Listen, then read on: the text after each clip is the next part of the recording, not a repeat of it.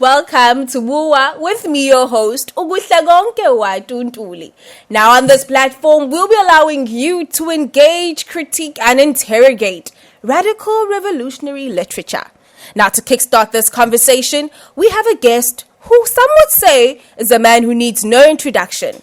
His name is Molaodi wa Sekake, the author of Meditations from the Gutter, short stories, essays, and poems. Now, this gentleman is someone who has been at the forefront of mass radical revolutions. He's been an advocate for change across the country. But we want him to introduce himself. Molaodi wa Sekake, welcome to Bua. Yeah, thank you very much for the introduction, Watu, and thanks for the platform that you guys have given me. Of course, I'm an activist, a scholar, an artist in my own right, born from the very gutter, and cut my political and cultural teeth in the very gutter called Claremont, which is actually surrounded by industries. And that is that particular experience that informed who I am and what I'm doing currently and what I've been doing all along. Thank you very much for the platform. Thank you so much, Molaodi, for coming on to the show. Now I'm going to be asking you a few questions just so that our viewers get an insight of what this book is about. If you haven't read the book, it is available on various platforms. But we want to simplify everything for you, make it far more engaging, but more than anything, make you understand the man behind the book. Molaodi, why the title and why the book? Well, I think it was not out of choice. It was out of circumstances why I wrote the book. And I did not write the book for myself, but I have written it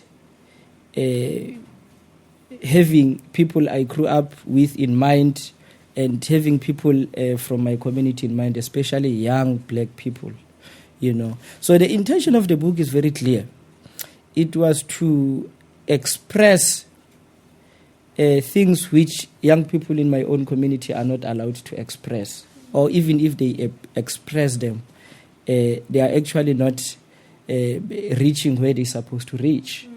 But the other thing is that for the longest of times, we have been spoken on behalf of by people who benefit from our own oppression, by people who benefit from our own exploitation, by people who benefit from our dehumanization.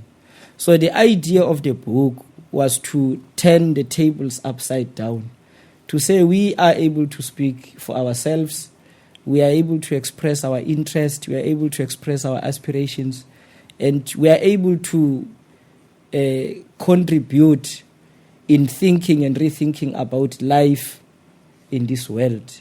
But most importantly, in thinking on how best can we be in this world as people who have always been disregarded. To be quite honest with you, I want to delve into the word gutter. When you're defining everything, for me it sounds like the story of every black person in the country. So within the context of the book, who qualifies to say, I actually grew up in the gutter? We have black people living in suburbs, black people living in informal settlements, black people living in townships. Yeah, but when are you coming from a township area? But what qualifies someone to say, actually, I'm a gutted young person? Lived experiences.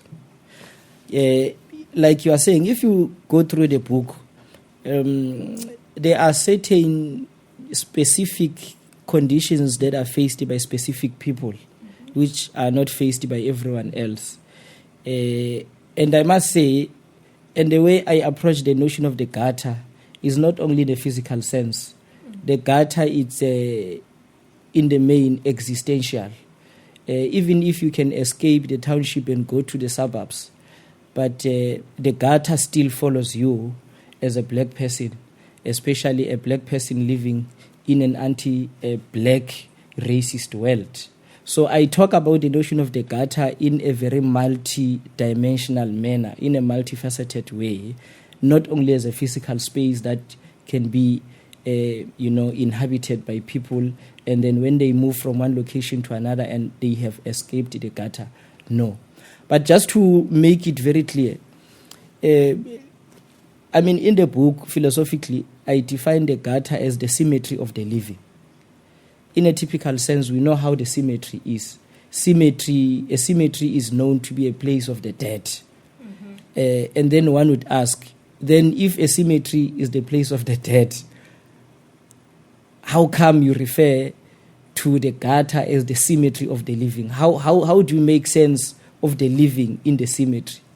And it goes back to what I just said, that anyone who encounters particular conditions, cultural, social, economic conditions, would more or less relate with what I have written in the book, and they would be able to say, in actual fact, I experienced 1, 2, and 3, and 4.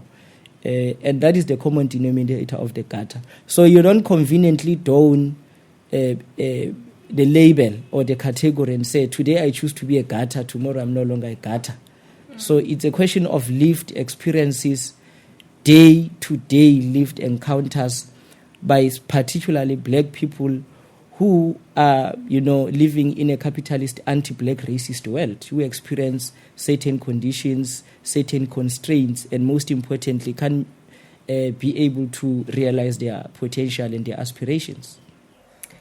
Wow. Are you a gutted person? Are you coming from the gutter? Please do comment down below and tell us some of your lived experiences. If you've read the book, please do.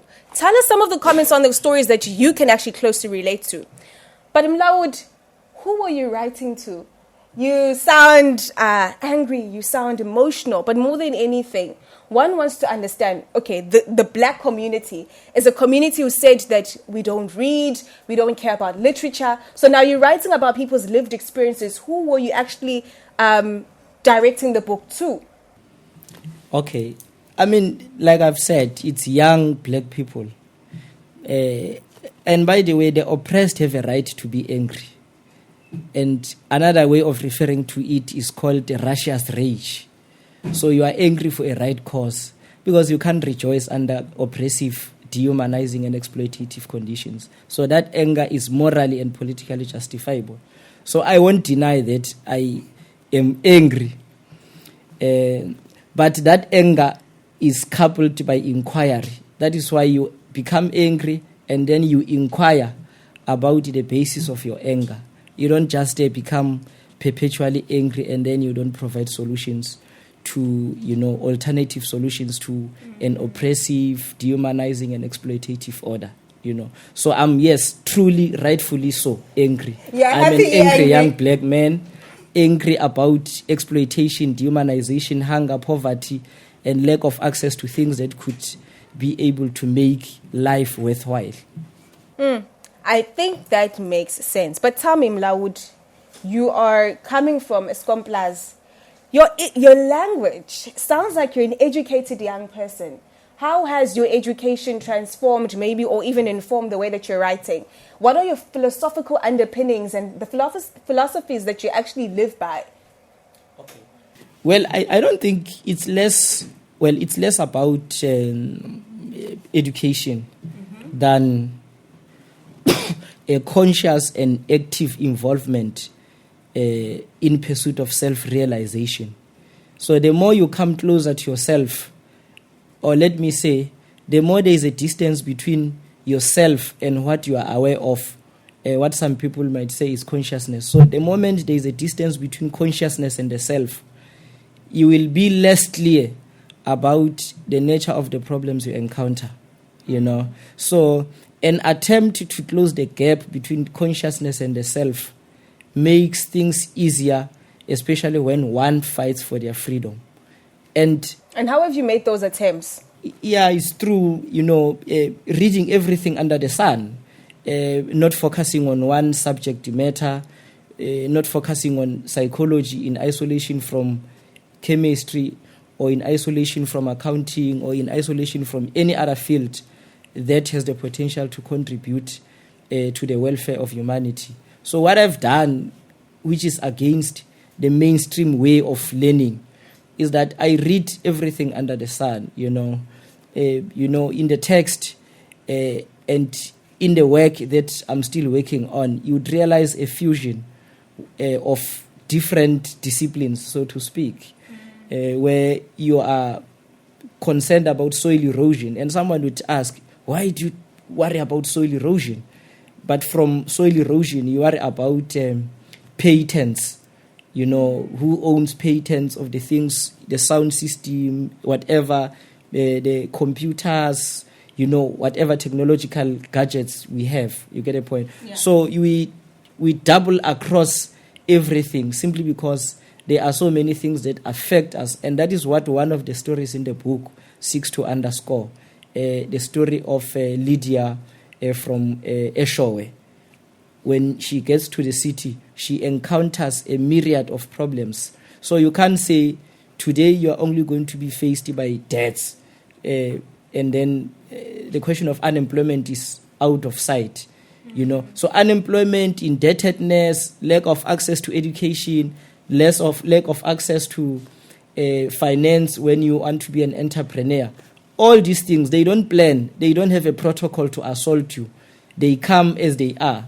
So it's a complex reality we need to understand and master in order to pave way for clarity of thought in pursuit of our freedom. So basically is to speak in such a way that young people in the gutter relate, when you speak about their lived encounters. They relate in such a way that they would be willing to change the situation that pushes them further in the abyss to a point where they can't breathe. And some give up, by committing suicide. Now we are faced with a problem of mental health related illnesses, yeah. So Molaodi, I hear you saying that you've written these stories so that young people find their stories on paper and feel like they're not alone. But more than anything, to see a glimpse of escape. You could have just written a story about short stories, a book with short stories, essays, and poems. Why the need to inculcate the philosophical approach throughout the book, a philosophical analysis throughout the book? A good question indeed. Okay. The intention is, when I was writing the book, I took into consideration what we could refer to as the history of thought in the evolution of our society. When you check this history of thought, one, it has been dominated by Western Europe and North America, So there was kind of a need to problematize kind of the assumptions that this history of thought has about a certain category of people, especially black people, So the philosophical approach basically is to unravel these assumptions, to say all along there have been these particular assumptions that have been embodied and zealously glorified by certain individuals that we have come to admire nowadays in our universities, in our schools, your so-called great thinkers, which are actually white males from Western Europe. Your John Locke, Plato, Socrates, Bertrand Russell, all of them. We can mention all of them, So this philosophical approach seeks to unravel those philosophical ideas that have informed our politics, have informed our art, have informed our notions of morality, have informed our literature, and most importantly, how we understand ourselves. So it was to say, if then there is this philosophy that has been, or these philosophies that have been the basis of our oppression, what kind of counter philosophical approach can become the basis of our own liberation? So the philosophical aspect of the text seeks to deal, to unravel that history of thought, but in a way that would be easily understandable to young people who did not even go to school, for example, So if you read the entire text, you'll realize that when you come to short stories, essays, and poems, the philosophical themes, categories, and concepts are explained through people's lived experiences. So I don't start and end with philosophical postulations. I take them to the short stories, essays, and poems. So there is no disconnect between the first part, which is very philosophical, and the part which has stories, short stories, essays, and poems. So in short stories, essays, and poems try to make clear and to amplify the philosophical concerns that I started with when I deal with the assumptions that have always underpinned how we live our lives, especially as black people. But most importantly, you know, like I said initially, we have always been spoken on behalf of. We have not been given a right to speak for ourselves. We have not been thought of as people who are capable of possessing a grammar of self-affirmation, of self-love, of self, actualization.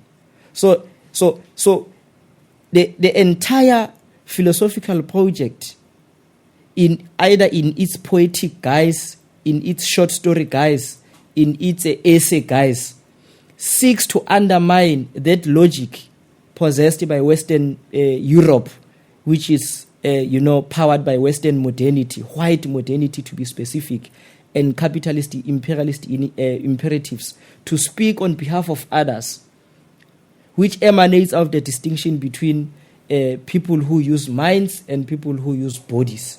Molaodi, okay. For the longest time, I've been hearing black people speak.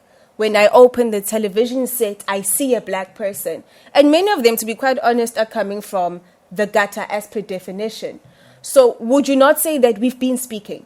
Whether you read this book, these are conversations that we've had these conversations, whether we are at a conference, whether we're at a seminar, we've been speaking to ourselves for the longest time.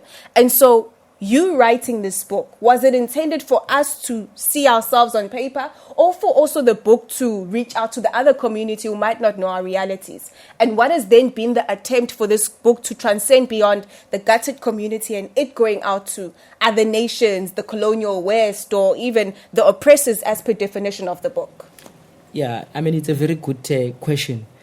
I want to be very clear. I am not writing for the oppressor. I'm writing for the oppressed. Okay. And here is the dilemma.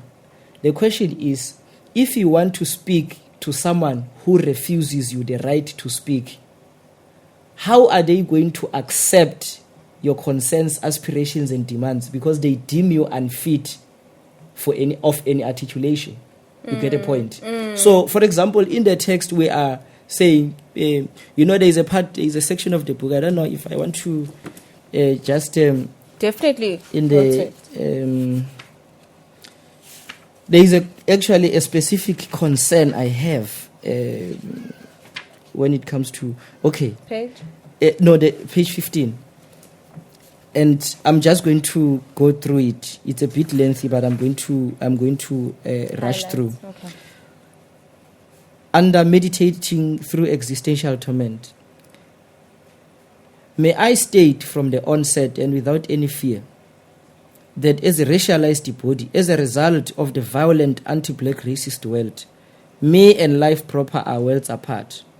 I'm constantly falling through the cracks of a cosmopolitan world. I pick myself up, but the falling seems to be my inevitable fate.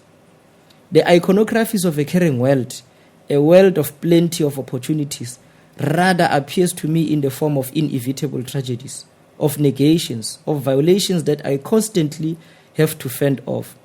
They appear to me in the form of the constant incurring of wounds and unconquerable anxieties, completely impervious to my appeal for clemency.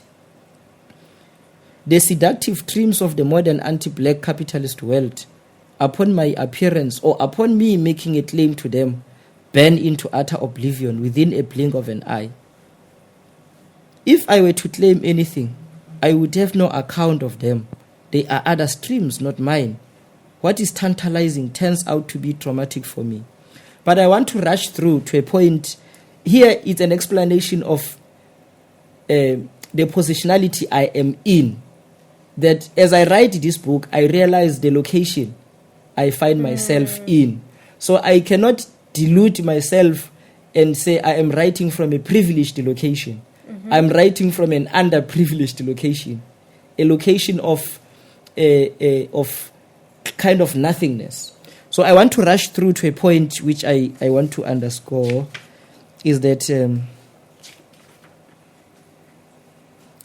page 20. So in the world that has been made to refuse and violate me, I always wonder, what right do I have to say something? Anything, just a thing. In a world that has been designed to misrecognize me, what possibilities do I have to be heard, my concerns responded to, and my needs fulfilled? If I write, who do I write to? How do I know what is right and wrong?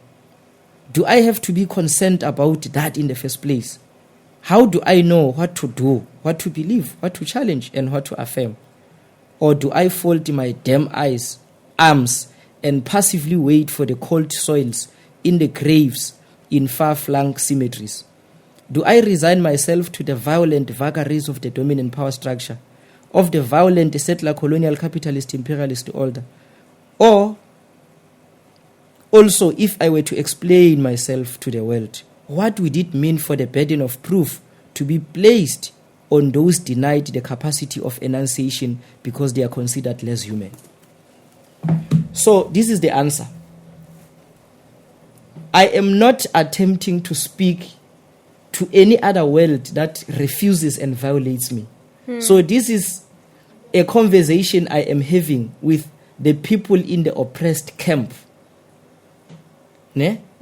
Because appealing to the conscience of the oppressor is never going to do anything. Because the oppressor will shift the goalpost where there is a possibility for me to acquire the true state of being myself. So it's not a question of me lacking rational capacities or not. It's a question of the status quo wanting to perpetually justify why it has to oppress me. When I'm saying me, I'm not saying me individually, but every other oppressed person in what I refer to as the gutter.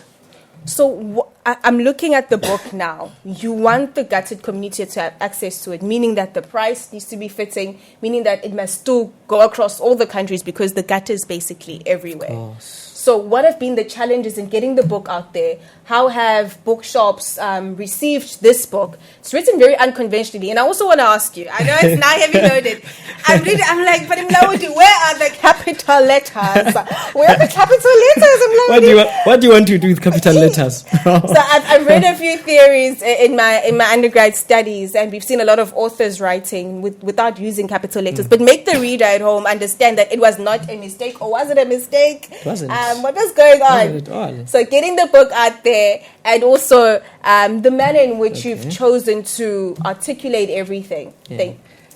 Again, in the very world that refuses, but that does not only refuse us, but violate us, it will never accept any vocabulary or grammar of self-affirmation. So, the publishing industry is dominated by people who refuse us, especially white people and the bourgeois power structure that will forever militate against us attaining our freedom. So, because writing in an alternative way simply offends their sensibilities. So no one can be happy when their sensibilities are offended. Capital letters.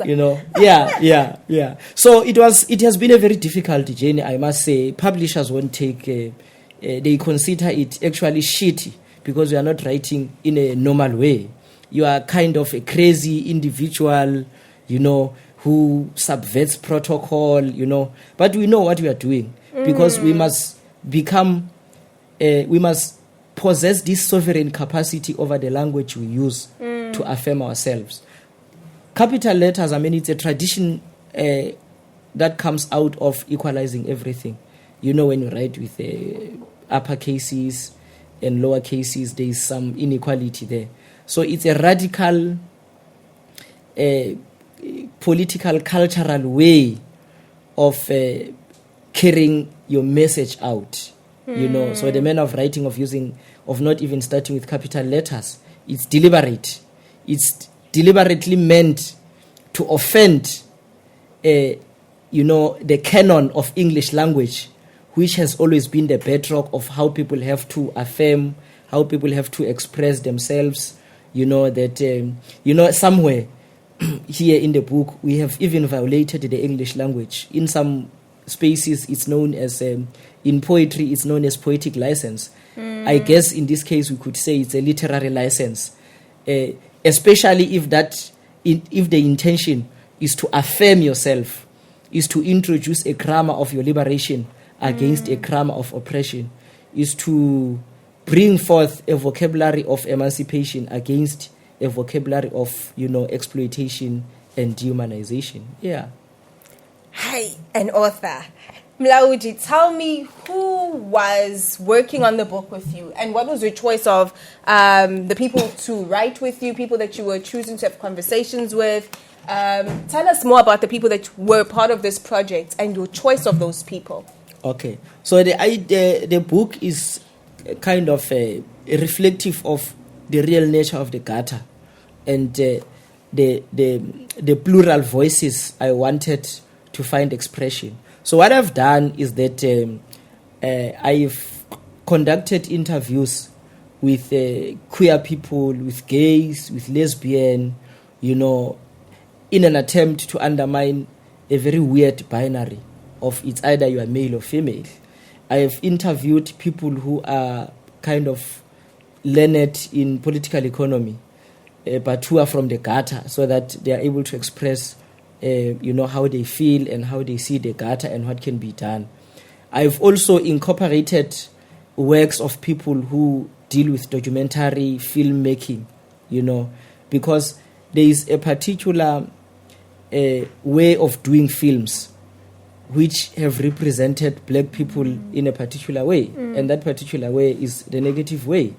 Filmmaking has reinforced racial prejudices, gender discrimination, the violation of other people's sexualities, So what I wanted to do was to say, I think the point which we made was that is to create interconnectedness of our social, cultural, political, and economic realities. That things are not as isolated as we think. That today you think, people are ripped apart by banks. It's isolated from people being raped. It's isolated from people being denied access to water.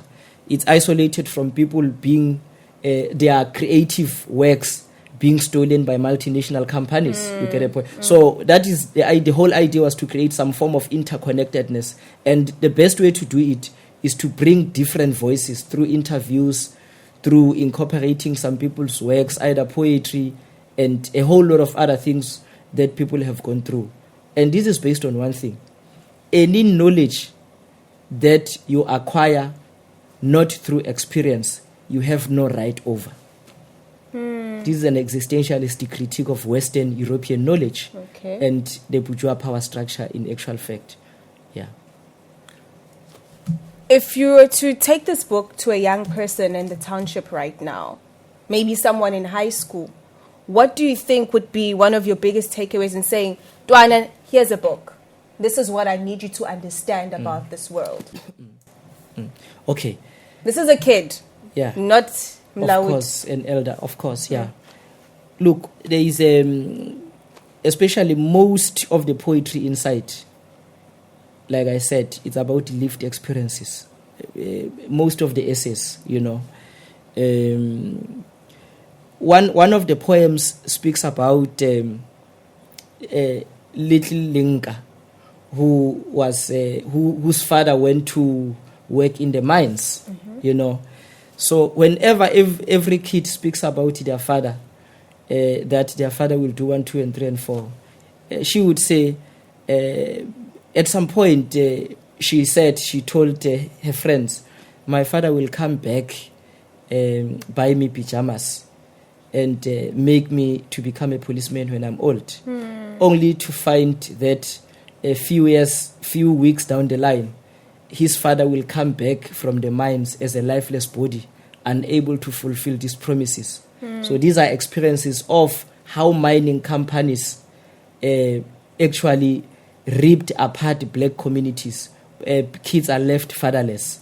People get silicosis. A very huge case now, a lawsuit against big mining companies because people got tuberculosis, silicosis, and all those things, and those people are not looked after. So as we speak, specifically because mining is the bedrock of South African economy.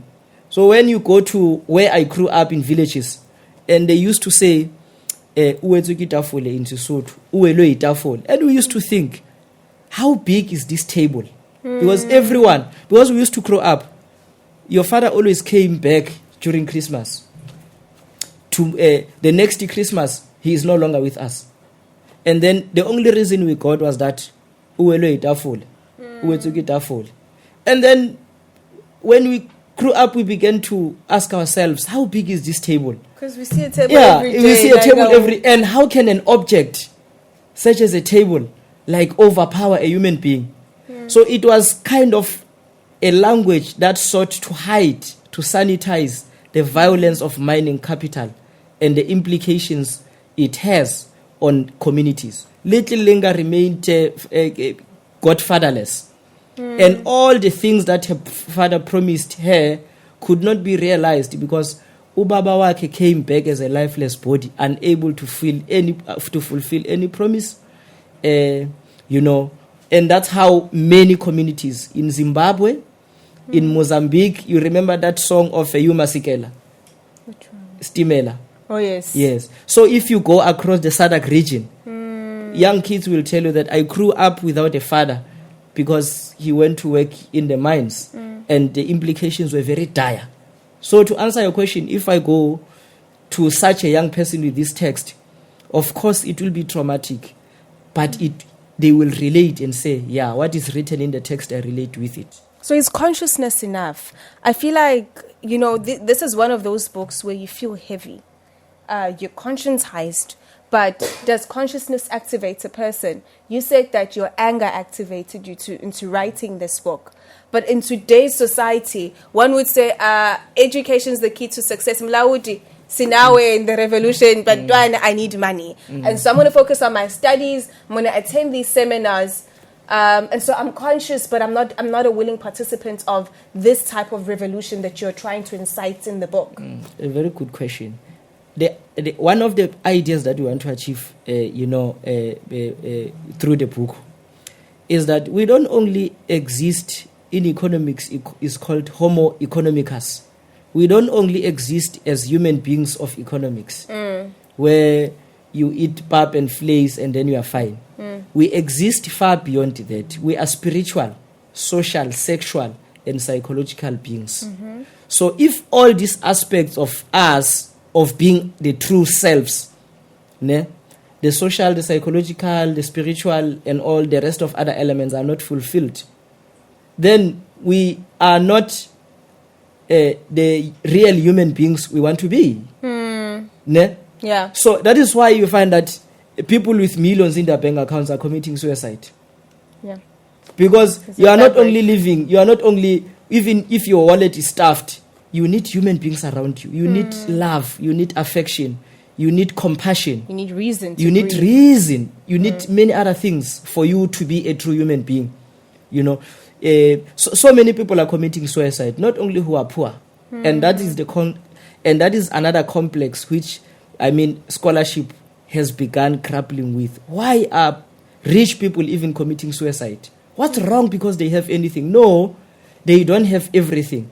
They still have a lack if their emotional state of being, if their mental state of being, if their psychological state of being is not fulfilled. So the intention of this text and many other works we are working on is to create a whole, true human being who is not only made happy by money or by a very sick logic of wanting to pay bills. You can pay bills and remain still a spiritually impoverished human being. Okay. Yeah. As about can we really pay bills with all these opinions? A lot of people, Molaodi, say, I love your book, I love your work, but I can't commit. Your writings speak to that a lot. The powers that be won't allow me to post with you and take pictures with you. Now, I want us to take this book into reality and tell me some of the challenges that you've experienced by being an advocate of change to this dimension. I mean, basically, you're writing about people we know, low key. It's like food parcels. We know what was going on. Don't remind me of the story of Mamlambo in the text. So we know about food parcels. A lot of comrades were a part of it, and unconsciously or maybe consciously so, they were the ones instigating this, posting about it and celebrating their work, saying that we have given our people food parcels. And so you writing this book basically challenges their coexistence, challenges what they celebrate as revolutionary work. How has your lived experience been after you wrote this book, published it, basically, ukadla abantu abasibaziwe nje Molaodi? Uthini? No. Okay, let me say, when you say, let's take this book to reality, the assumption is that this book is out of reality. This book is reality, this book. Okay. Yeah, well, and very much so, But I get your point. The idea here, if I were to speak about, angels in heaven, people would not relate. Okay. If I were to speak about Angel Gabriel, people would not relate, for example. But if I were to speak about, like I do, Watu, Kim, Vumani, Sosha, whoever, you see, people would start to relate, People will start to say, oh, yeah. So I'm not dealing with abstract objects. Okay. I'm dealing with real human beings with real feelings, emotions, aspirations, concerns, and demands. You get a point? But the other point which I want to underscore is that I have experienced some of these things. There is an essay inside titled From Comrade to Honorable, and the other one is Komtsot is a Revolutionary, of course, So I'm writing about my own experiences. I'm writing about people who were so passionate about political education and wanting to overthrow the system. But once they got some job in the municipality, in some areas, they totally abandoned the idea at best and came to denigrate people who are speaking about revolution. In fact, what they have begun doing is to conveniently harvest phrases there and there of Biko and Fanon and Bell Hooks, Angela Davis, without being truly committed to the revolutionary cause. You get a point? I get you. So we must lastly undermine this notion that we need to pay bills. Yes, bills have always been paid from time immemorial. So let's not talk about bills as if abantu bebengadli all along. Abantu bebedla. It's just that the one sushi Molaodi. I mean, it's not. They want luxurious things. We want basic necessities of life that will affirm human life proper. So that's the intention. Wow, Molaodi, that was a mouthful. I think that this conversation has given us a proper and amazing context of the book. If you're still not sure, please buy the book. So over the course of this series, we're going to be engaging a bit more thoroughly on the actual contents of the book. Molaodi, there's a story in the book that I think has just captured my mind in the most amazing ways, because it was like foretelling what this country would go through. It's titled The Uncontrollable Thrill of Looting by uNcebza, which is a contribution inside the book.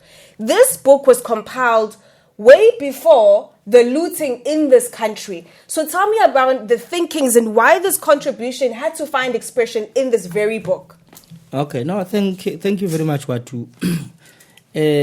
I mean, like I said, the idea here is to create the interconnectedness of our reality, that things are not as isolated as we think, yeah.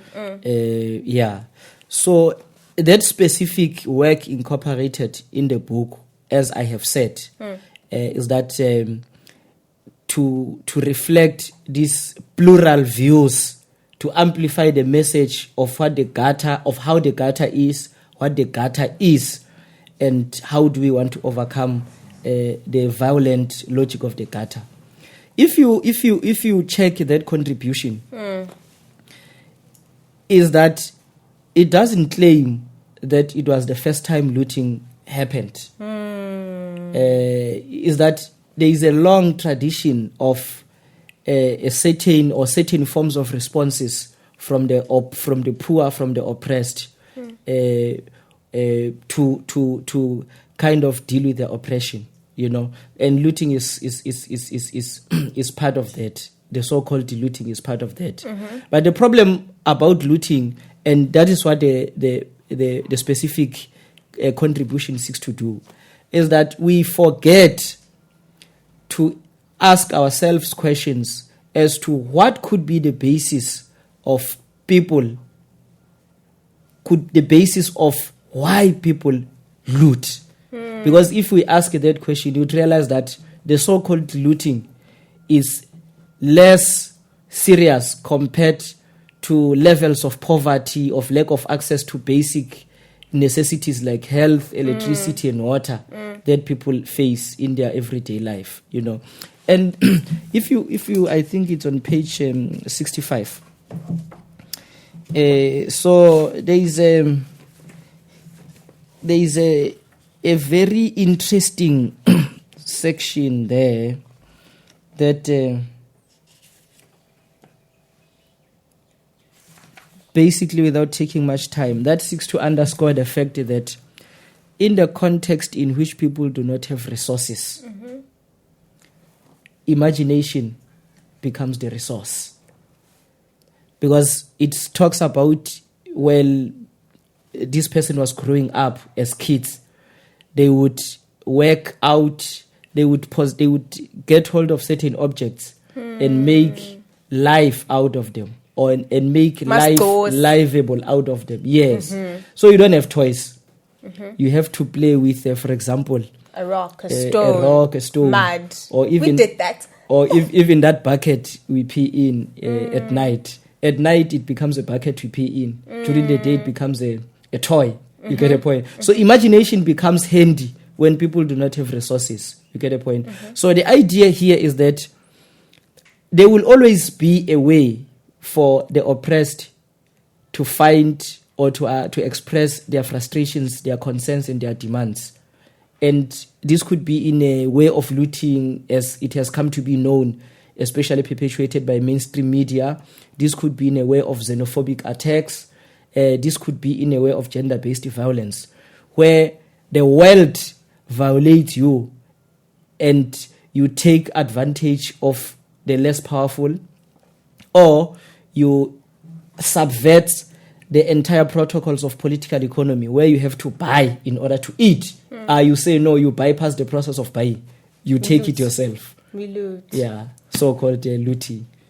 Yeah. Molaodi, one last question, very briefly. Can the gutter be an inherited experience where a child grows up in a suburb, but the parents still carry the gutted mindset or a gutted experience? Because you said it's an experience. Can it be inherited outside of the actual lived experience of the gutter? Yes, of course. In fact, most of us, if not all of us, we have inherited the violent experiences that colonialism has created for our fathers, our forefathers, our mothers, and our grandmothers. We have inherited so much that hinders our freedom, and that is why we need to take political and moral responsibility to find an alternative way of doing, of thinking, and of being in this world. And this project is part of that grand project, but in a way that is relatable, in a way that is contextual, and in a way that is contemporarily and historically relevant. So this book is for everyone.